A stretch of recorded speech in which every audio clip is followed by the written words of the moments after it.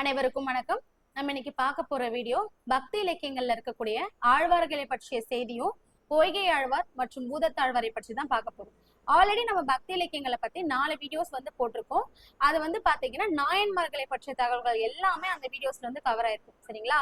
இதுக்கு முன்னாடி உங்களுக்கு ஏதாவது கிளாரிட்டி வேணும்னா அந்த வீடியோவை பார்த்துட்டு இந்த வீடியோ வாங்க, நம்ம டாபிக் உள்ள போயிடலாம். சோ ஆழ்வார்கள் அதாவது இறைவனின் அருள் வெள்ளத்தில் ஆழ்ந்து கிடப்பவர்கள் இல்லையா? அவங்களதான் நம்ம என்னன்னு சொல்லுவாங்க, ஆழ்வார்கள் அப்படின்னு சொல்லுவாங்க. சரிங்களா? அப்ப இறைவனின் அருள் வெள்ளத்தில் ஆழ்ந்து கிடப்பவர்கள், இறைவனின் அன்பிலும் இன்பத்திலும் மூழ்கி இருப்பவங்களை தான் ஆழ்வார் அப்படின்னு சொல்லுவோம். சரிங்களா? இவங்களுடைய வேலை என்னன்னு பாத்தீங்கன்னா, திருமாலோட புகழையும் அவரோட தத்துவங்களையும் வாழ்க்கையோட பொருத்தி நாடு முழுக்க பரப்புனவங்க தான் யாரு? இந்த ஆழ்வார்கள். சரிங்களா? சோ இந்த ஆழ்வார்கள் இருக்காங்க இல்லையா, இவங்க திராவிட வேதம் அப்படின்னு போற்றப்பட்ட 4000 திவ்ய பிரபந்தத்தை அருளிருக்காங்க. சரிங்களா? அப்ப 4000 திவ்ய பிரபந்தத்துக்கு இன்னொரு பேர் இருக்கு. அது என்னன்னு பாத்தீங்கன்னா திராவிட வேதம். சரிங்களா? அதே மாதிரி இந்த திராவிட வேதத்தை ஏற்றினவங்க இருக்காங்க இல்லையா, அவங்களை என்னன்னு சொல்லுவோம் அப்படின்னா திராவிட சாரியார்கள் அப்படின்னு சொல்லுவோம். சரிங்களா? இந்த 12 ஆழ்வார்களை நம்ம என்னன்னு சொல்லுவோம், திராவிடாச்சாரியார்கள் அப்படின்னு சொல்லுவோம். சரிங்களா? மொத்தமா 12 பேர் இருக்காங்க. ஓகேவா? அடுத்து ஆழ்வார்களோட காலம். இந்த ஆழ்வார்கள் அவங்க அவதரிச்சிருப்பாங்க இல்லையா, அந்த அவதரித்த காலத்தை 3 வகையை பிரிக்கிறாங்க. ஒண்ணு பாத்தீங்கன்னா முற்காலத்தவர்கள், இடைக்காலத்தவர்கள், பிற்காலத்தவர்கள் அப்படின்னு சொல்லிட்டு 3 நிலைகள்ல பிரிக்கிறாங்க. அதுக்கு அடுத்தது முற்காலத்தவர்கள் யார் யாருன்னு பாத்தீங்கன்னா பொய்கை ஆழ்வார், பேயாழ்வார், பூதத்தாழ்வார், திருமழிசை ஆழ்வார் ஆகியோர். இந்த 4 பேருமே பாத்தீங்கன்னா முற்காலத்தவர்கள் அப்படின்னு சொல்றாங்க. அடுத்து இடைக்காலத்தவர்கள் நம்மாழ்வார், மதுரகவி ஆழ்வார், குலசேகர ஆழ்வார், பெரியாழ்வார், ஆண்டாள், இவங்களெல்லாம் இடைக்காலத்தவர் அப்படின்னு சொல்றாங்க. அடுத்து பிற்காலத்தவர் தொண்டரடி பொடி ஆழ்வார், திருப்பான் ஆழ்வார், திருமழிசை ஆழ்வார், இவங்க எல்லாரையும் பிற்காலத்தவர் அப்படின்னு சொல்றாங்க. சரிங்களா?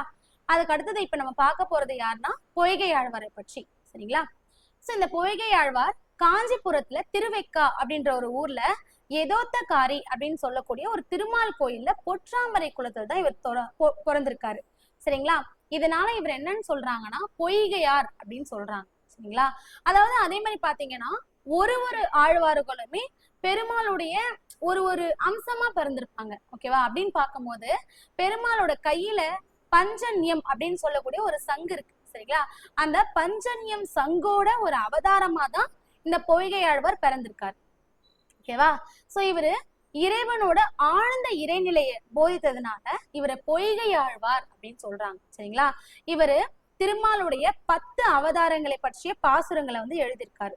சோ இவர் எழுதின பாசுரங்கள்ல 4000 திவ்ய பிரபந்தம் இருக்குல்ல, அந்த 4000 திவ்ய பிரபந்தத்துல முதல் திருவந்தாதியில வச்சிருக்காங்க.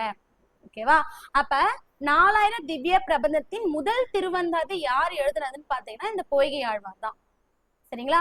அப்ப இந்த ஆழ்வார்களை பற்றி எந்த மாதிரி கொஸ்டின்ஸ் எல்லாம் கேட்கலாம்னு பாத்தீங்கன்னா, அவர் எங்க பிறந்திருக்காரு, என்ன அம்சமா பிறந்திருக்காரு, என்ன திருவந்தாதி எழுதியிருக்காரு அப்படின்னு கேட்பாங்க.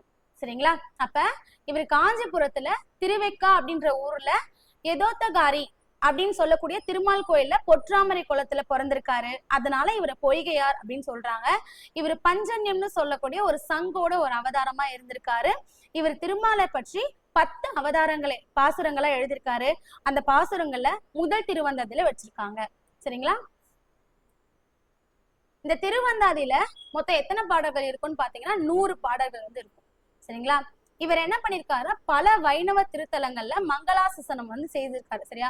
அந்த மங்களாசாசனம் அப்படின்னா என்னன்னு பாத்தீங்கன்னா, அதாவது இவங்க வைணவ திருத்தலங்கள் இருக்கு இல்லையா, அதாவது பெருமாள் கோயில்கள்ல பக்தி பாடல்களை எழுதுவாங்க. பக்தி பாடல்களை எழுதிட்டு அங்கேயே இறைவன் முன்னாடி அந்த பாட்டை படிப்பாங்க. சரிங்களா? அததான் என்னன்னு சொல்றாங்க, மங்களாசாசனம் அப்படின்னு சொல்றாங்க. அந்த மங்களாசாசனம் செய்தவர்கள்ல தமிழ்நாட்டை சேர்ந்த முதல் ஆழ்வார் யாருன்னு பாத்தீங்கன்னா பொய்கை ஆழ்வார் தான். சரியா? அப்ப தமிழகத்துல முதல்ல மங்களாசாசனம் செஞ்சது யாருன்னு பாத்தீங்கன்னா பொய்கை ஆழ்வார் தான். சரியா? இந்த பொய்கை ஆழ்வாருடைய பாடல்கள் அதாவது உயர்ந்த தத்துவ கருவூலங்களா கருதப்படுது. சரிங்களா? பொய்கை ஆழ்வாரின் பாடல்கள் உயர்ந்த தத்துவ கருவூலங்களாக கருதப்படுது. சரிங்களா? அடுத்து பூதத்தாழ்வார். இவரு மாமல்லபுரத்துல குருகத்தி மலர்ல பிறக்கிறாரு. சரிங்களா? அங்க இருக்கக்கூடிய சயன பெருமாளை பற்றி பாடின பிறகு காஞ்சிபுரம் போயிட்டு அங்க இருக்க திருமாலை பற்றி ஒரு புகழ்ந்து பாடுறாரு. இவரு தமிழ் இருக்குல்ல, அந்த தமிழை ஞான தமிழ் அப்படின்னு சொல்லி புகழ்ந்து பேசுறாரு. ஓகேவா? இவர் பாடிய 100 பாசுரங்கள் 4000 திவ்ய பிரபந்தத்துல 2வது திருவந்தாதியா இருக்கு. ஓகேவா? இவரு திருமால் மீதான பக்தியும் தமிழ் மீதான பக்தியும் தன்னோட 2 கண்கள் அப்படின்னு சொல்றாரு. சரிங்களா? அதாவது திருமால் மீதான பக்தியும் தமிழ் மீதான பக்தியும் 2 கண்கள் அப்படின்னு சொல்றாரு. இவர் தமிழை ஞானத்தமிழ் அப்படின்னு சொல்றாரு. இவர் மாமல்லபுரத்துல குருகத்தி மலர்ல தான் இவர் பிறக்கிறாரு. சரிங்களா? அடுத்து இவர் என்ன அம்சமா பிறக்கிறாருன்னு பாத்தீங்கன்னா, திருமால் கையில கௌமேதகி, அதாவது கௌமோதகின்னு சொல்லக்கூடிய ஒரு கதை, ஒரு கதாயுதம் இருக்கு. அந்த கதாயுதத்துடைய அம்சமா தான் இவர் பிறக்கிறாரு. சரிங்களா?